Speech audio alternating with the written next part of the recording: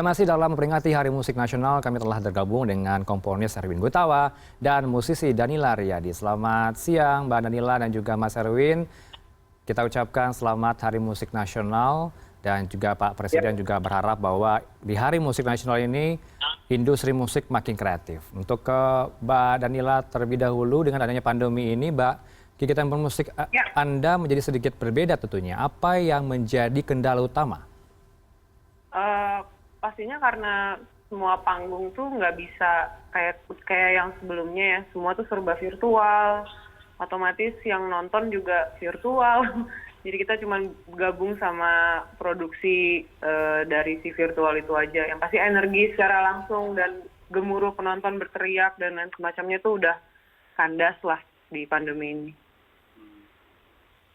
Tapi dalam beberapa belakangan ini, setahun terakhir kita mengalami pandemi, apa dari Mbak Danila sendiri yang dilakukan? Apakah juga melakukan virtual secara untuk menghibur para pemirsa atau penikmat musik?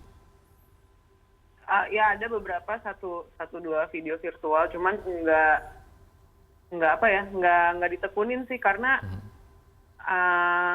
nggak enak rasanya.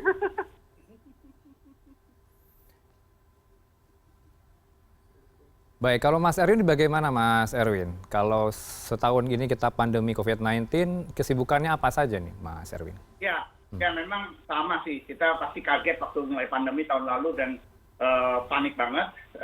Tapi memang alhamdulillah waktu itu saya sempat bikin konser virtual bersama orkestra saya. Jadi saya yang intinya sih karena pengen tetap beraktivitas dan tetap berkreasi ya. Jadi saya mencoba menghubungi pemain orkestra sekitar 50 orang untuk mau nggak berproses di rumah, bermain di rumah sendiri-sendiri masing-masing, terus kemudian datanya dikumpulkan lewat dengan teknologi dan visualnya juga videonya, terus jadilah konser virtual. Beberapa kali memang selama tahun 2020 tuh saya sama orkestra saya bikin konser virtual, orkestra di rumah. Berarti ini inspirasi terbaru ya yang Mas Erwin dapatkan yang berbeda di masa sebelum pandemi dan juga di masa pandemi ini? Iya, jelas. Jadi memang kita akhirnya ini sesuatu yang baru sama sekali. Kita tadinya nggak pernah biasa. Kita tahu kalau kita main musik seperti tadi kata Danila, ada satu energi yang kita dapat kalau kita berkumpul sesama musisi memainkan sesuatu. Ketika kita mainkan di depan penonton, kita dapat juga energi penonton itu. Itu yang kita nggak dapat memang, itu yang kita hilang.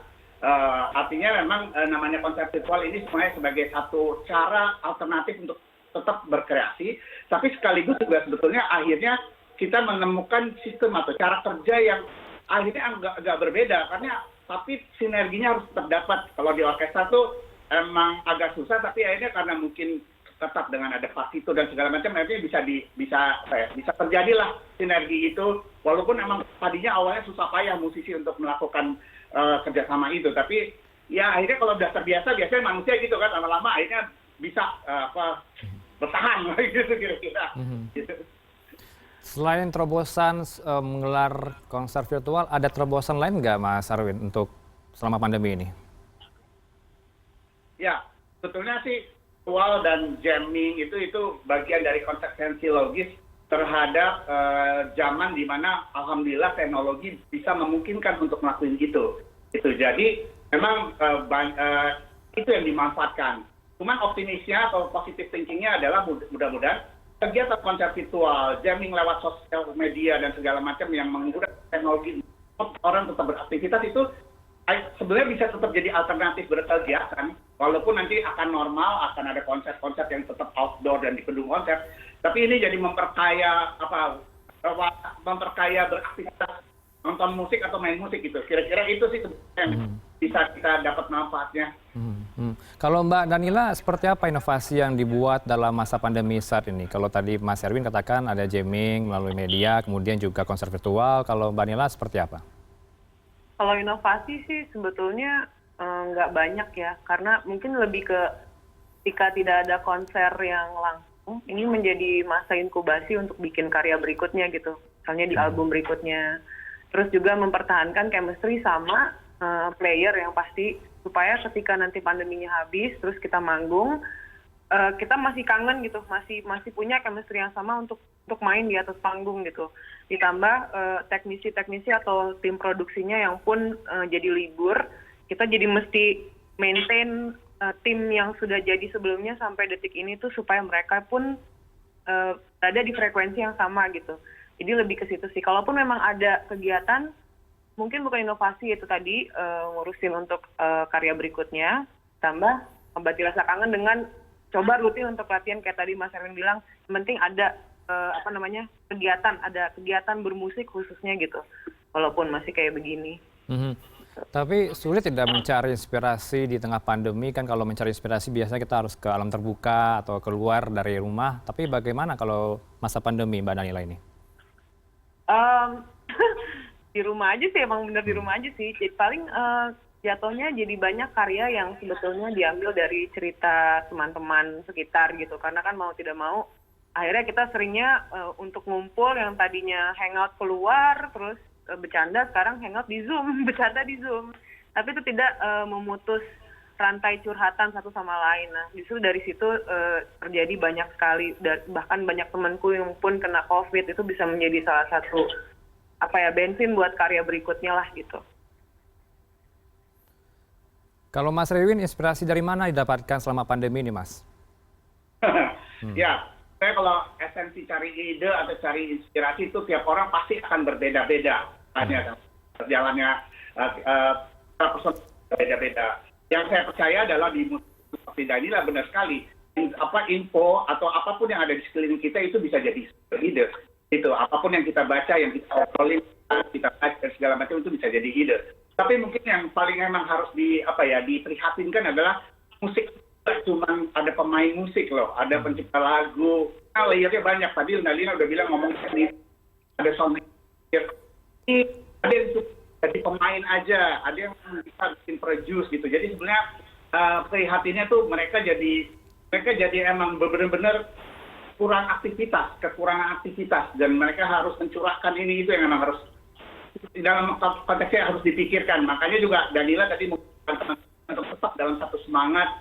Itu juga usaha saya untuk tetap bikin konser virtual supaya pemain orkestra saya yang biasanya mungkin sering main, tapi akhirnya kita ada sesuatu yang kita jalani karena harus bertanggung jawab teman-teman kita untuk semangat gitu. Jadi kalau nanti akhir pandemi benar keadaan saya bisa jadinya ide baru, punya segala macam, semangatnya itu yang penting.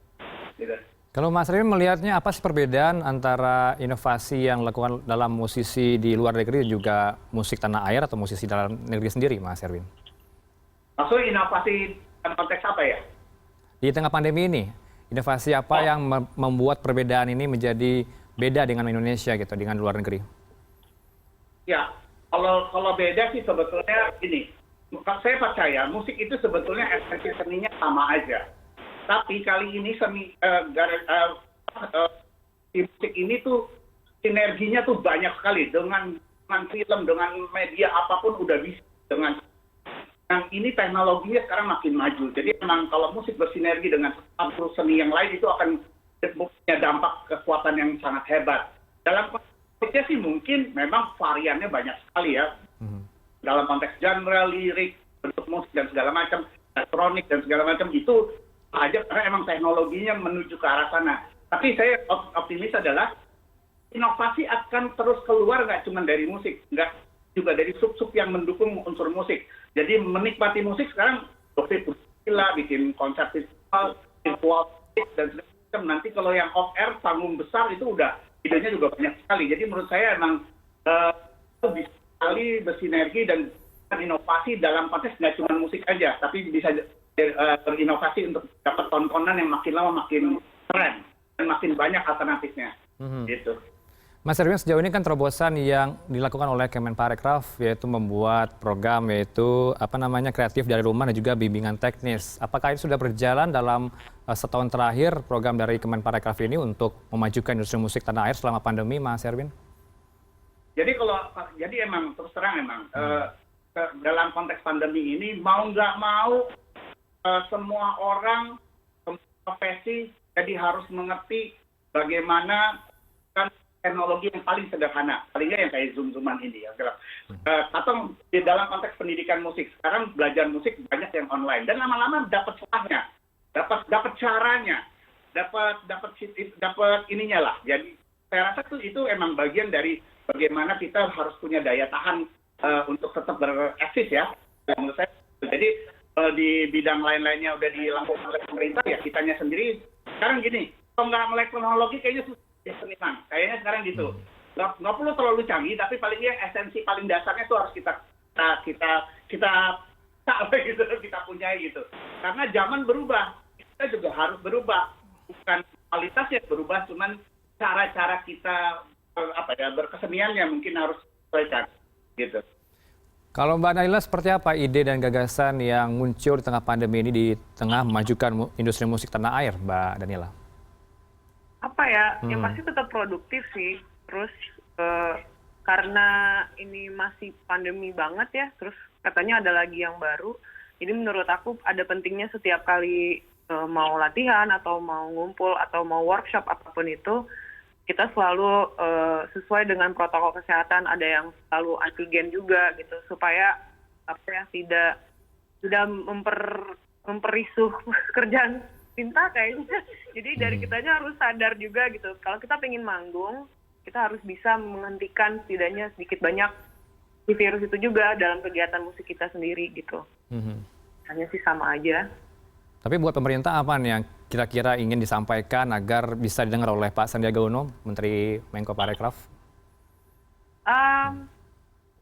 Apa ya, mau banget ada konser, kayak semuanya juga pingin gitu. Cuman ketika nanti misalnya ada jadi konser terus besar gitu, terus misalnya ada yang kena COVID, juga dari kita ataupun siapapun yang ada di dalam situ kan juga pasti akan merasa, wah ini tanggung jawab siapa? Itu tanggung jawab kita semua gitu. Jadi paling kalau memang mau ada acara besar atau apa gitu, mungkin solusinya ya sejauh ini sih di kepalaku cuman bahkan penontonnya pun mungkin bisa swab antigen atau PCR sebelumnya, supaya memang ada di dalam situ bersih dan semua pakai masker dan semua sesuai dengan protokol kesehatan. Mungkin sejauh ini itu ditambah ya yang sebenarnya yang sudah terjadi sekarang sih sudah sih ya, cuman mungkin lebih memang terkadang kayaknya mesti ada pengorbanan, dicucuk dulu hidungnya gitu kalau mau nonton, sama kayak kita kalau mau manggung gitu. Baik, ada pesan nggak ke para musisi di tanah air di Hari Musik Nasional ini, di tengah pandemi tentunya? Ada sih, yang pasti jangan patah semangat, karena sebetulnya yang kalian semua rasakan, apalagi yang sekarang baru mau keluar gitu ya. Oke, kalau misalnya kayak yang sudah jadi musisinya ataupun yang sudah merintis, itu mereka bisa bertahan gitu. Cuman sekarang yang baru mau keluar, mau nggak mau harus dari digital semua gitu. Tapi yang pasti kalian harus tetap semangat, karena kita semua percaya bahwa orang-orang Indonesia tuh punya kreativitas yang tinggi, dan musiknya bagus-bagus, dan karakternya juga ada. Jadi kalian harus pastikan terus semangat sampai nanti pandemi berakhir, kita berjumpa di panggung yang sama Mas Erwin juga. Amin ya. Mas Erwin, kalau tadi Danila katakan bahwa berharap bahwa kreativitas anak muda, musisi tanah air ini semakin kreatif lagi, tapi dari Mas Erwin ada pesan dan juga motivasi kepada para musisi di tanah air ini, Mas Erwin? Saya setuju sekali dengan dari Danila, jadi saya akan melengkapi aja. Jadi mungkin untuk menambah semangat. Kenapa? Kalau itu karya kita tuh bisa dinikmati, nggak udah batas wilayah udah nggak ada lagi. Artinya sebenarnya kalian ini kalau kita bikin musik, sekarang bikin musik gak cuma untuk orang di Pulau Jawa atau di se-Indonesia, tapi kita bikin musik untuk orang Asia dan bahkan seluruh dunia, karena mereka bisa mengakses. Jadi sebetulnya bahkan aja semua ide-ide itu, karena Indonesia lagi-lagi gudangnya ide. Dari musik tradisinya, musik etnisnya, musik industrinya, pop, rock, dangdut, campur sari, bisa jadi satu ide yang sangat genuine dan punya karakter, dan itu akan bisa didengerin dan bisa disuarakan musik ke seluruh dunia. Baik, kita tunggu kreativitas dari para musisi tanah air. Mas Erwin, Mbak Danila, terima kasih telah bergabung bersama kami di CNN Indonesia News Hour pada siang ini. Selamat Hari Musik Nasional sekali lagi. Sama-sama.